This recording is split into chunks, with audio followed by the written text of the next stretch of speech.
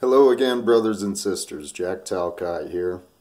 And for those of you, I know I got some new subscribers from some of my activity on other channels, so thanks for you guys who are coming along with me. For those who are new to me, why should you listen to me? Yeah, there's no reason. And as a matter of fact, if you ask my loved ones, the people who are closest to me, they're going to tell you that I'm crazy. So, I'm Jack, and I'm just going to talk about some things that I see around today.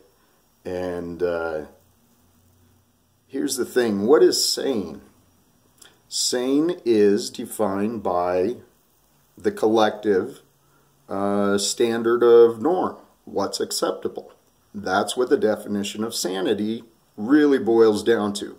So if that's the case, at one point in our nation, it was considered sane for us to go down to the local auction, pick up a nice black couple, bring them home just to help improve the neighborhood and improve the homestead. That was okay, and that was sane. And it was sane to hang those folks if they got too lippy. I'm insane. By the way, tips for YouTube. If I speak too slow, speed it up. Just use that little tool thing down below. It's a trick I learned the way. Helps you learn a lot of other things. Plus with technology, if I go too fast, you can pause or rewind too. So, if the definition of sanity is within the societal norm, I'm not sane. Because I disagree with everything that's going on today. In our nation, it's disgusting. In our world, it's horrifying. What are we doing? As a species, humans, people, us, we're delusional. What on earth are we doing?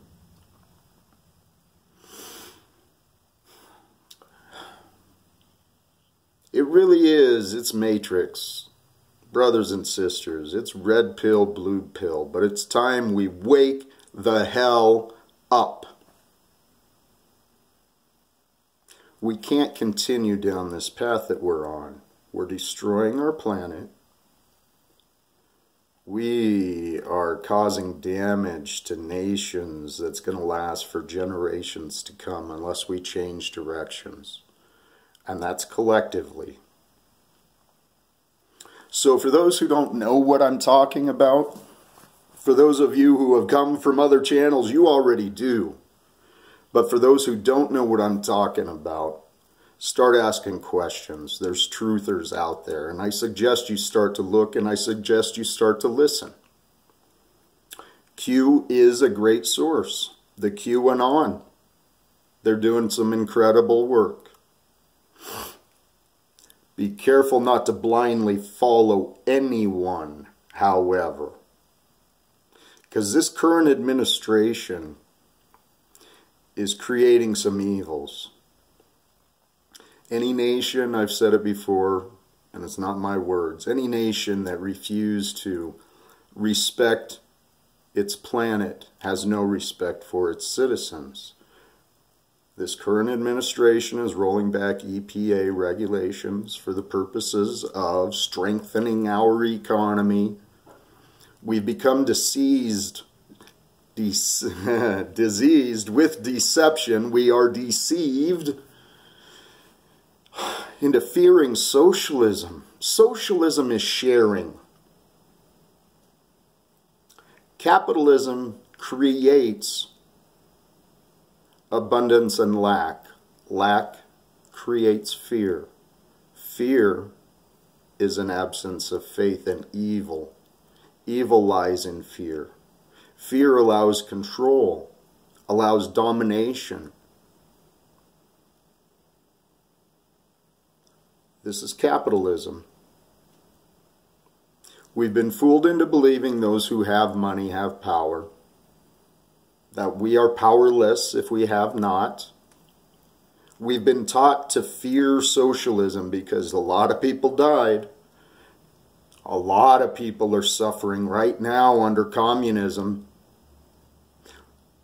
But what makes China's government so strong? It's the support of our capitalistic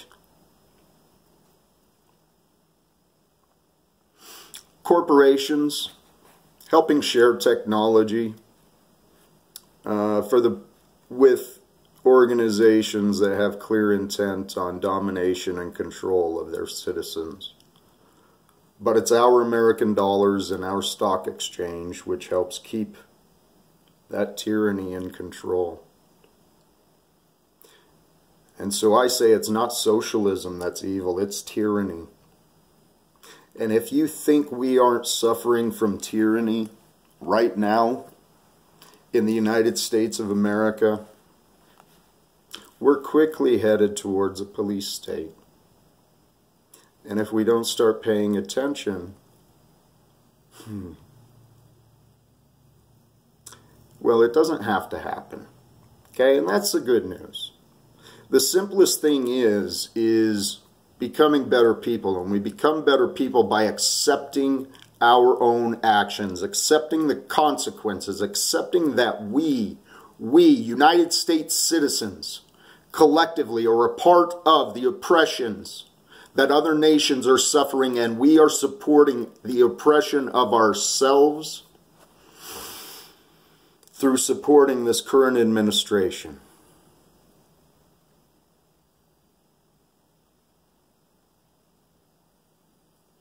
Capitalism survives on fear. Fear is what makes us demand laws to protect us. And then with laws, we demand authority and someone to patrol this and enforce the laws.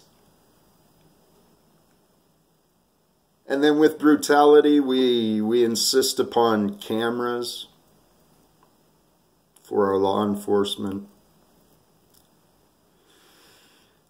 And now under the deceptions of more protection, we're quickly turning ourselves into an AI surveillance police state, demanding that we take more money out of our paychecks, to build walls to protect us from human beings seeking refugee status. They're fleeing their homes. And we're building walls.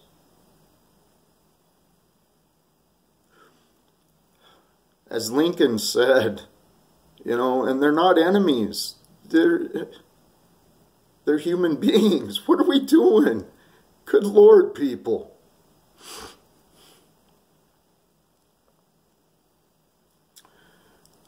When I make an enemy a friend, do I not eliminate an enemy in the end? Our president, our governments have declared war on drugs. How's that worked out for us? And now that some of those drugs are becoming legalized, what purpose did that serve? Now we've declared war on socialism. And in Venezuela today, the leader that our government supports is insisting upon revolution. He's in the streets. And when violence erupts, you can be assured that our tax dollars are part of it, just as our tax dollars are involved with the bombs falling in Yemen, just as our tax dollars are involved with the oppressions of the peoples in Israel.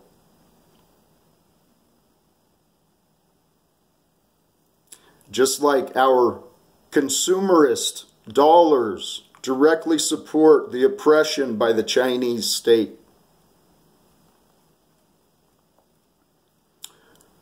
Brothers and sisters, we need to start making some changes. I'm not one of those YouTubers who has all the slides and all the links for you to find. You're adults. Let's start asking questions. What's the other side? What is the other side? Look into the food that we're eating. We've allowed large corporations to poison our foods, to tell us that pesticides are safe when science says that they're not. But we've allowed deceptions to occur because it might hurt business, therefore our stock exchange, therefore our economy, therefore our nation. What hurts our nation is not respecting its peoples, not respecting our environment. Brothers and sisters, I've been accused of a lot of things. My message is simple: live without fear. The thought didn't occur to me today to link that to capitalism. However, the message behind live without fear is simple. Fear is an absence of faith. And for those who have not yet found faith, and this is where I started from just a cerebral psychological explanation. As humans, we deal with two emotions. Everything negative, disgust, judgment, racism, whatever, it all comes from fear. Everything positive comes from love. We are, at our essence, we're intended to be love. We all know that. That's why it feels good. So, live without fear. When we learn to live our lives without the fears created by the mind, we'll be able to live our lives from the love that comes from the heart. And brothers and sisters, when we start to do that collectively, individually we become the collective. We represent what we are. We represent so much. We've been fooled into believing we don't matter. You matter. Every one of you matters. And the time for us to matter and the time for us to prove that we matter is now. We can make this world a better place. God bless you all. For those who like me, please like, thumbs up, subscribe, comment some support. For those who don't, my skin's getting pretty thick. Whatever. I know my truth. I found happiness and it lies inside. And if you listen to my videos and if you want to know more, please ask. I've learned a lot and I've got a lot to share. So God bless us all. Till next time. Like, subscribe, comment. Oh yeah, and start looking. God, there's some beautiful beautiful places out there. There's too many who have their ups and downs. I haven't found the one that I 1000% run with. So use your own judgment. And but hey, the Venus Project, look that up, please. Look up the Thrive Movement, Cosmic Disclosure, truth's out there. Once we find truth, truth eliminates fear. When we recognize our strength, there's no reason to be afraid. And anyway, God bless. Till next time. Namaste. Yeah, peace.